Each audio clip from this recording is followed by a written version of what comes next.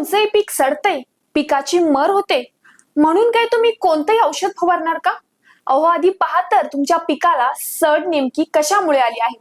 शेतकरी मित्रांनो, बाजारात कोणत्या रोगावर कोणतं प्रोडक्ट वापरायचं हे सांगणाऱ्या अनेक कंपन्या आहेत.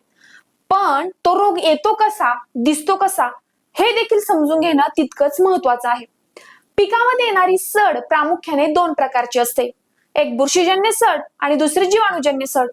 सर्वात आधी हे जाणून घेऊया की बुरशीजन्य सड येते तरी कसे. तर ऐका, ही सड फ्युजारियम, पिथियम आणि फायटोप्थोरा यासारख्या बुरशीमुळे येत असते.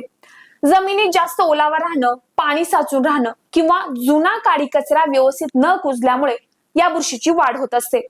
यामुळे या पिकाची मुळे काळपट किंवा राखाडी पडतात आणि त्याचा कुजट वास येतो.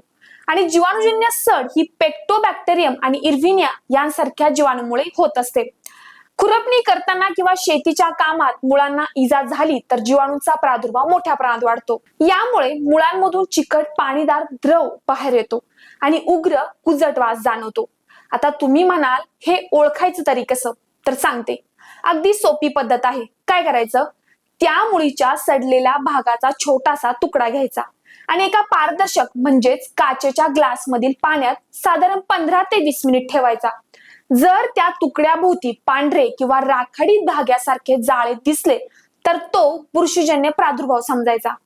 आणि जर पाण्यात दुधाळ किंवा पिवळसर स्राव पसरताना दिसला तर तो जीवाणूजन्य प्रादुर्भाव असू शकतो. म्हणूनच शेतकरी मित्रांनो, फक्त अंदाजाने औषध फवारू नका.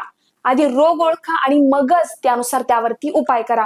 तर शेतकरी बंधूंनो, अशाच शेतीविषयक महत्त्वाच्या अपडेटसाठी आपल्या चॅनलला नक्कीच फॉलो करा. धन्यवाद.